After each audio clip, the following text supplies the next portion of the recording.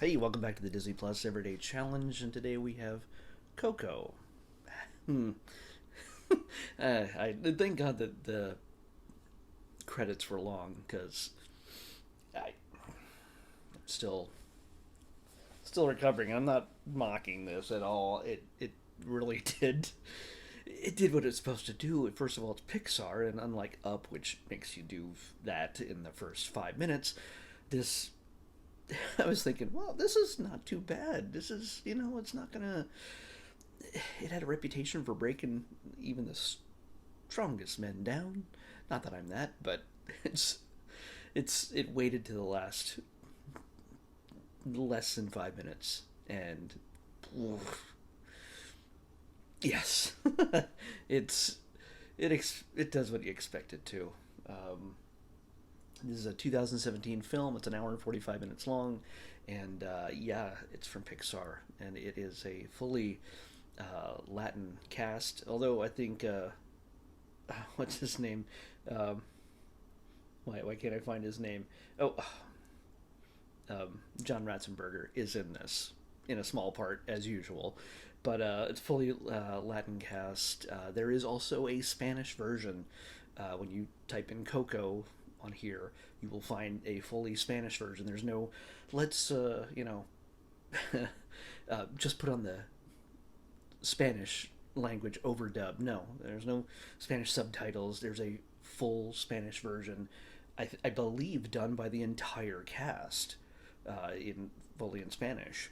Um, so yeah, there's no messing around. It's and they may have I haven't checked, but they may have even animated it so that the dialogue matches the mouth movements of the characters for Spanish. So it's not. So again, it's not just an overdub. I believe. I can't be sure of it, but I would think that's if they're going to make a fully separate version of this in Spanish, I would hope that they would do that. It just doesn't seem to make any sense. Otherwise, I could just flip on the Spanish dub like you do with any other film. If you're wont to do that, yeah. So this is the story of Miguel. He lives in Mexico. He is probably barely a teenage boy, and he has a secret. He likes music. That may not seem like such a scandalous thing to any of us, but his family has grown for generations with visceral hatred for music, passed down from his great great great great grandmother. Well, great. It's many greats involved, because she was abandoned by a musician, and she took up a life of making shoes, and so she passed that down through her family, forbidding music to be played in their home or by anyone in their family, and that's a problem for Miguel, and he's got to hide that until, of course, everything gets revealed. I'm not going to tell you the rest of the story. I'm not going to spoil everything for you, but you got to know that when you have a secret in a story like this, it gets exposed. Otherwise, there's really no movie to be made here. But if nothing else, if you've seen the trailers or anything else, the movie is 4 years old, so I can tell you that somehow Miguel finds his way into the land of the dead in Dia de los Muertos, the Day of the Dead, which happens to be today. And it's either November 1st or 2nd or and 2nd. I don't know it well enough to know, but from what I understand, it's the 1st and 2nd of November, usually after Halloween. It's a fully indigenous people's story from the Americas, and it's a well, not a story. It's part of the belief system from those bygone days and how they remember their families, how they remember generations of families, and celebrate their lives. And to some people who are whitey white. I know I was confused by it at first. May not understand what Day of the Dead is. People dressing up like skeletons, and just it seems kind of inappropriate to some. It couldn't be further from the truth. It's meant to be a celebration and a remembrance of those who have gone before us, And if you don't understand it, it's your loss. It's all I can say. But yeah, it's a fun film. It's a musical film. It's a sweet and sad and beautiful and every good thing that you can imagine. Now I've seen the live concert movie special that they had also on Disney Plus. I think they recorded it at the Hollywood Bowl. I did a video about that. I watched it, so I was familiar with the songs already, and thank God they didn't spoil some of the twists and turns in the story. I kind of figured out certain things along the way, what would happen, but there's a few little twists and turns here and there if you're not aware of anything else about what this film is about.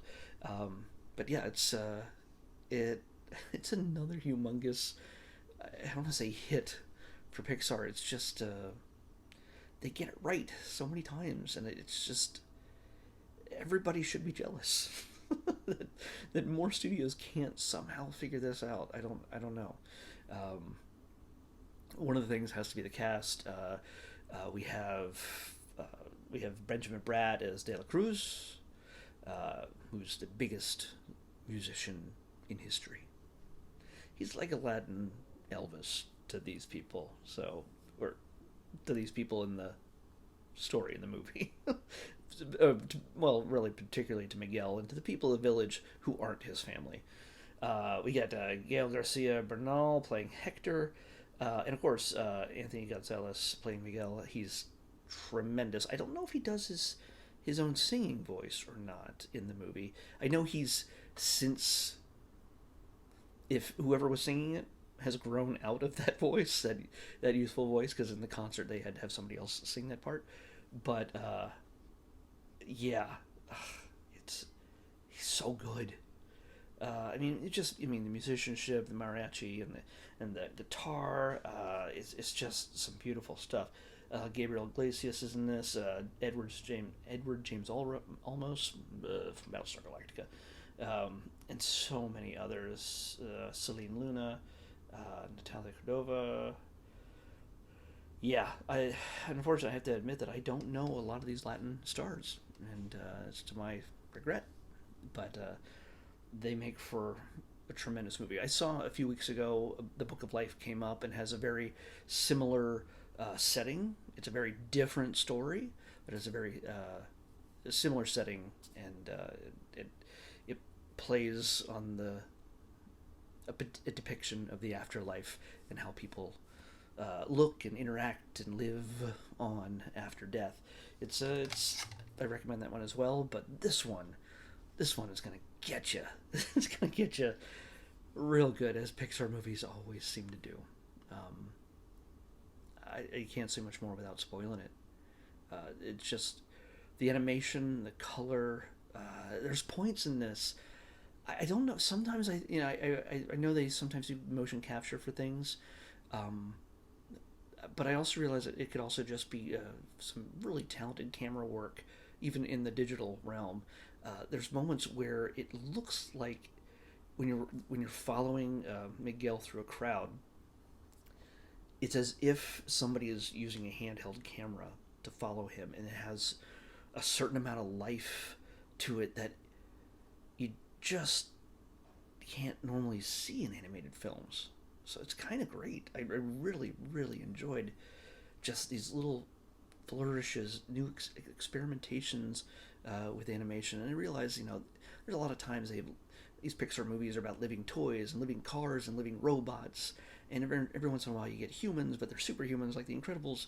In this sense, these are very human people, and it's rare to see them do a fully human thing. Yeah, okay, Inside Out, but it had also a lot of non-human creatures in that were meant to be human, or human-like, human characteristics. But in this, it's a very specific look to the people, and I thought they captured it well.